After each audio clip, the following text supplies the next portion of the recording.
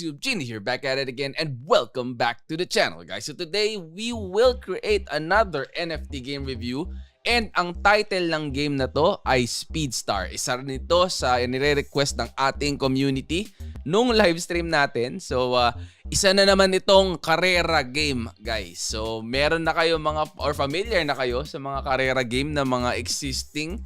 So, dumadami na sila.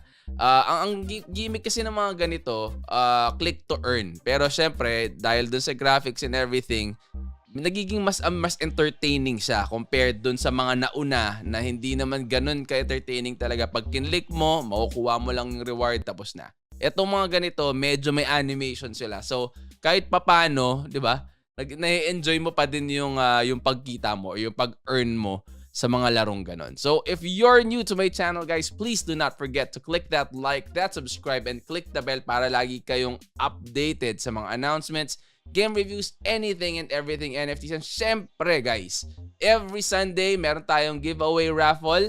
So, every Sunday at 8 p.m. Okay? So, make sure to be active and like, comment, share on each of the contents na ina-upload natin para kahit na alin dyan ang gamitin natin para sa raffle, meron kayong entry. Okay? So without further ado, guys, let's get it on intro!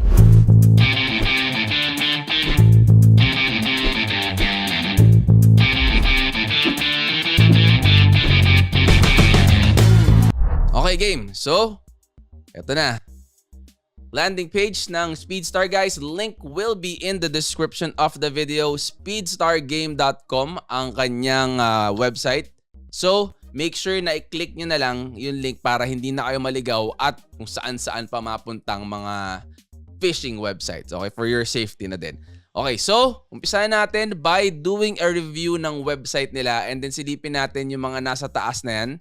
Ang gusto ko makita dito yung white paper din nila para makita natin ano yung meron dito sa game na to. And meron na tayong pack, guys. Kasi sabi ko nga sa inyo, gusto kong subukan to dahil very interesting din to. Kaya sabi ko nga, mas mura din dito, guys. Mas mura yung yung entry niya. And so far, based sa research ko, spoiler alert, mukhang naman siya, mukhang legit naman tong project na to. So, tingnan natin. Ayan, guys. Speedstar, Genesis sale nila. Ayan yung 1,548 horses in stock ang sabi niya. So, balikan natin yan mamaya. Punta lang muna tayo sa home. Ayan. So, born to be a speedstar, you can manage a racehorse ranch. Your goal is to improve your ranch and race horses to win races and earn rewards with the biggest prize pools. Ayan.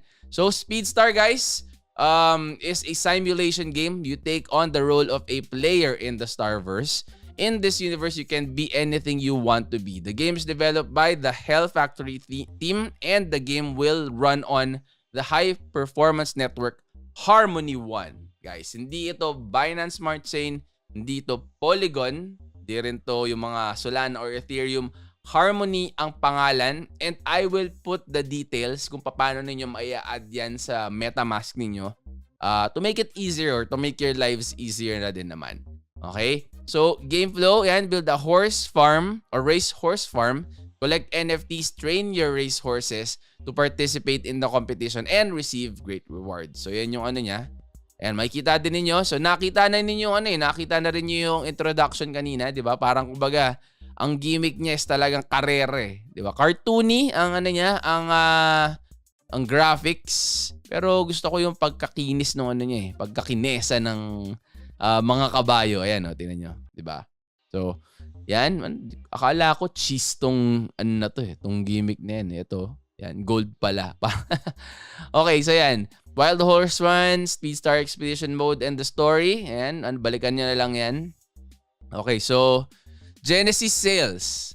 Selling the Horse of Origin, there will be only once from now on. Only those who possess the Origin horse to have the right to create a variety of horse breeds of fine horses for sale in the marketplace. And the details of the sale of the 10,000 Origin horses are as follows. So ito, for sale is 8,989 horses. Holder airdrop, 777 horses. General airdrop is 234 horses din. So, kung nagtatanong kayo, guys, meron bang IDO itong game na to, wala silang IDO. Okay? Ang token na gagamitin natin dito is horse. One pala, one. Ano bang horse yung pinagsasabi mo? Okay, so yan nga, wild horse pack, race pack, and ranch pack ang meron dyan. Alam ko may stable pack din. So sale packs, buy horse packs now. We have option to sale all 3 packages of origin horses. So Genesis sale yan. And then, tingnan natin yung white paper nila, guys. Nasilipin din natin, may nakita akong game flow kanina. Baka helpful din yun sa inyo. So, yung tokenomics natin. Ayan, JOC tokens. Speed and yung star token. So, mga ano niya, parang in-game tokens nila, guys. And yung parang itsura nung ano niya, yung parang icon, ang gimmick niya. So, the utility token for players, itong JOC, is mainly used for character development of the players, such as vocational skills, character development, or upgrades, and used to restore a character's work, fatigue, or used to purchase items related to the player. All the mentioned activities of the players require JOC, o parang Jack yata ang ano nito. So, yan ang ano niya. Ayan, natin. I-zoom in natin para kahit pa paano. Ayan, JOC token. So, mastery rank, training, energy restored, consumable items. So, ayan, fast restore para dito. Mastery stats. So, parang training nga siya. And then, mastery rank, downgrade, XP table. What downgrade? Ano yun? But, di ba upgrade dapat? No? Okay, gameplay, XP is equivalent to parang mastery rank. So, yun yung flow niya. So, JOC token, tingnan natin uli yan. Zoom out naman natin ngayon. Okay, so, JOC tokenomics, tickers, JOC contract address, wala. Chain is Harmony 1 and HRC 20. Max supply is 300 million JOC. Distribution of JOC token is split into 2 parts to enable circulation throughout the game and outside the game. With the first part being divided to, ayan yung gimmick niya. Okay, so yan yung JOC token. So, wag na natin, tingnan natin JOC reduction. Token mechanism as JOC is a limited token. In order not to run out of liquidity in distribution, the JOC is used mechanically within the game. Will be added equally to both pools to maintain that liquidity. So, level up your career path, energy restore. Yan yung pinagagamitan ng JOC. So, speed naman. Ayan. So, wala rin siyang contract address. As I've mentioned, 1 ang ano niya, chain. So, max supply, unlimited supply. Distribution of speed tokens is split into 2 parts to enable circulation enough throughout, inside, and outside the game. With the first portion being shared to initial pool, and then players have to mine only from game. So, period 1 and yung 100 million speed. Game reward is 100%. So, yun yung speed. And yung reduction niya, tingnan niya natin. Speed tokens burning system is mainly based on in-game play, which can see from the details of the various system in the following information. So, game flow, and ranching, breeding, horse race, build your farm, nurture, train horses, and racing. So, yan yung mga gimmick niya. Actually, it will make more sense, guys, pag lumabas na yung ano niya, yung gameplay niya para i-demo natin mismo sa inyo kung paano gumagana, paano yun nakukuha yung token na yun, anong utility ng token na yun, saan ginagamit yan. Yung mga ganong mga gimmick natin. So, star token naman, star tokenomics, yan, 30 million star ang max supply. Star token distribution can only be obtained from within the game. Initial distribution rate is as follows. So, 20% speed star gameplay. Ayan. And then, reserve for Starverse. May Starverse pa sila. Ano kayang ano nun? Ano kayang meron dun? So, may 8% na reserve fund, 5% para sa investors, 4% for drops, and 7% for development funds. So, yan yung distribution niya. Okay, development funds, distribute locked. Yan yung ano niya. Mga gimmick niya. And star reduction. So, horses staking for owners of horses, staking them within the farm requires star tokens. Horses staked amounts are based on the following star token holding. So, yan yung ano niya. 2 horses ang benefit. And then every 1 star staking, 1 plus 1 horse stake. So, gusto ko talagang ano to. Yun yung gusto ko makita mismo sa endgame para Hindi tayo nanghuhula. Ano yun? Ba't ganun? Anong itsura nun? So, para saan yun? Yung mga ganun ng mga ano eh. So, ito yung mga breeding. So, breeding hanggang 9. Ayan o. Horse breeding needs both a male and a female horse. In part of the time to breed, that depends on the breed count of the female horse only. As a male horse, he has a breeding condition 18 up to 18 times ang gimmick. So, ibig sabihin 18 times pwedeng gamitin yung lalaki. Tama ba? So, parang tumatanda siya. Parang ganun ang gimmick nila. Okay, so breeding count spend. Yan yung first. Stars 1, speed is 500. And then, habang tumataas din ang tumataas yung mga requirements nila. Okay, so yan, breeding rewards. So parang dating guys, triple token din tong ano na to ha, tong game na to. In-game token na ano niya. So, malalaman natin if this triple token game would also be like one of the other games that we are playing na very successful naman in terms of sustainability. And kahit na tumaas or bumaba, sana maano nila, ma-maintain nila yung maayos na presyo, 'di ba? Kaya tingnan natin kung ano yung magiging destiny or fate nitong laro na to. Pero high hopes pa din. As long as legit, as long as na-maintain naman ng developers ng maayos yung games, I think ano naman, we will be in good hands, 'di ba? Iba pa rin yung hindi greedy yung mga developers kasi iba yan ang parang pera-pera lang sila, and then they're just in there para sa short term na parang pagkatapos ito pagka natuyo na and everything babay na, akin na yung pera ninyo, bala kayo dyan, parang ganun sila. So eto sana naman hindi sa katulad ng mga nakilala nating mga click to earns na mga game na pagka bigla na lang nangiiwan and bigla na lang talagang nanakawan tayo. Doon tayo natatalo talaga ng mabilisan. Kaya mag-iingat kayo pagka mga ganon. Ito para sa akin okay naman so far, pero do your own research pa din kasi siyempre iba pa din yung kayo yung sumisilip sa mismong game.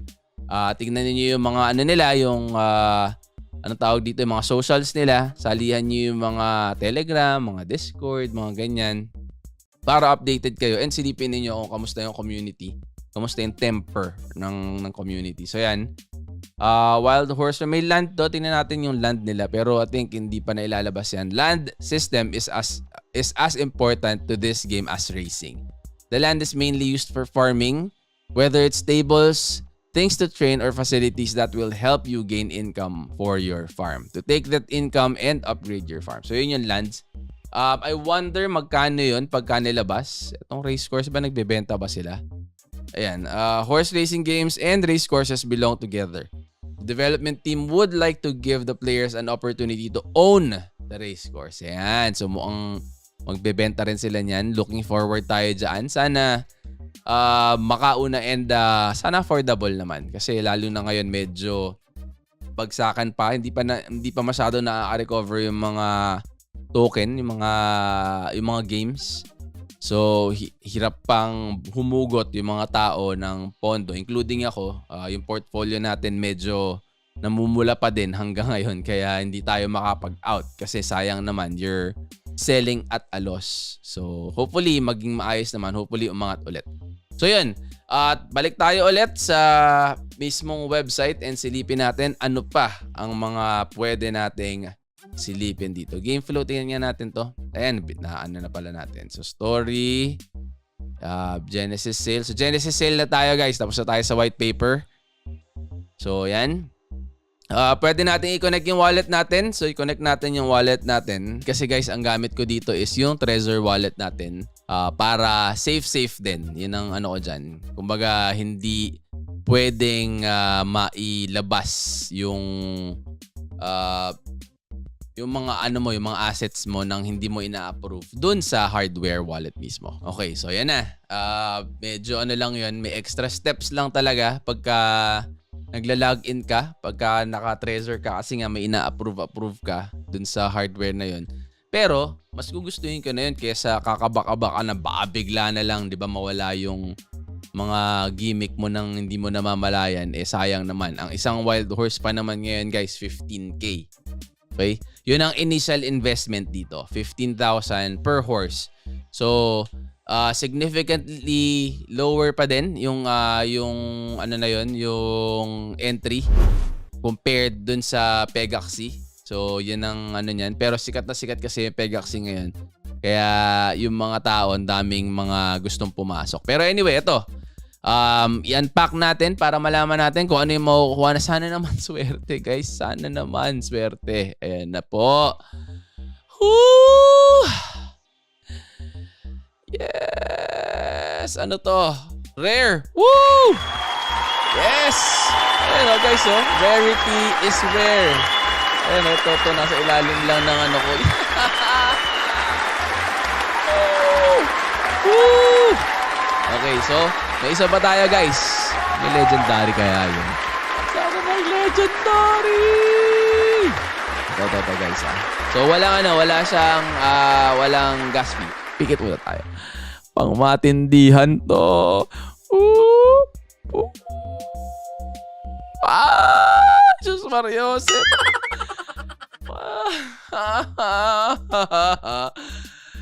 So, ito common to guys. Well, ganun talaga. Pero, at least meron tayo isang rare, di ba? So, ito yung dalawang ano natin guys. Kaso lang, parehas yata silang female. Ayan o, tingnan nyo.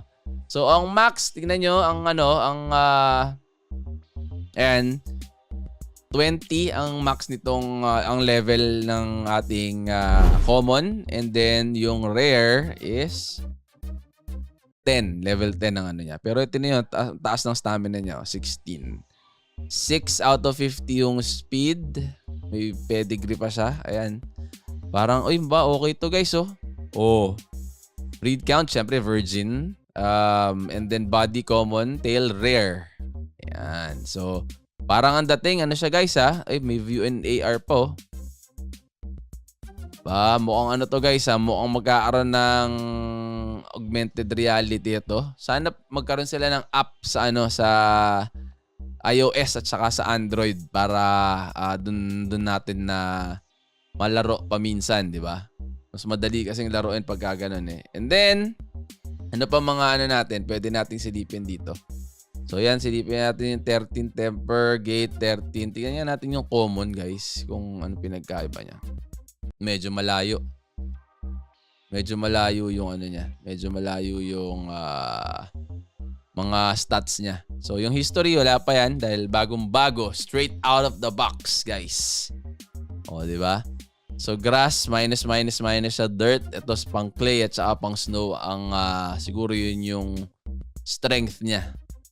Ito naman, dirt at saka clay. Snow, minus. Ang daming minus nun ah. So XP, age. Nag-i-age din pala siya oh. Oh, di ba? So yun, happy na ako guys dahil nagkaroon tayo ng rare ano. Ayan no. Oh, at least hindi siya nagdalawang common kahit papano yung isang 15k natin hindi naman siguro patapon. Yung isa sana naman kahit common siya medyo nasa dulo-dulo naman na pang medyo malapit-lapit na siguro sa uncommon. Okay, so yun siya. Tingnan pa natin kung ano pang mga pwede nating natin dito guys. So, eto. Tayo sa wild horses. Ayan, makikita ninyo. So, connect natin yung wallet natin dito. 1,329 1. So, magkano ang 1, guys? Ito, punta tayo sa maganda, sa Binance na lang. Para mas madali para sa inyo, ano, guys. So, dito rin kayo, bibili ng, ng 1 token. Okay? So, pagka-trade, punta kayo sa Classic. Ayan. Tapos dito, type nyo lang 1 guys. Yan. Kasi syempre, tanong nyo rin yan sigurado. Paano ako bibili ng token yung sino? Yan. To. So dito sa Binance, pwede kang bumili dito. Ayan yung presyo niya, 11 pesos. So 11.6. Yan ang ano niya. So bumaba guys. So mababa yung presyo din niya. So kung nagbabalak kayo na mag-invest din dito. So ito yung ito yung kumbaga dito kayo bibili ng tingnan natin sa CoinGecko kung meron ng 1 dyan. Load mo, go, yan. Tingnan natin ng 1. Meron ba? Ayan, Harmony 1. Yan. So, tingnan natin. Magkano yung isang kabayo? 1,329. 1,329. Ayan guys, so 300. 15,000 na isa. Tapos, yan yung wild horse. So you get 1 horse.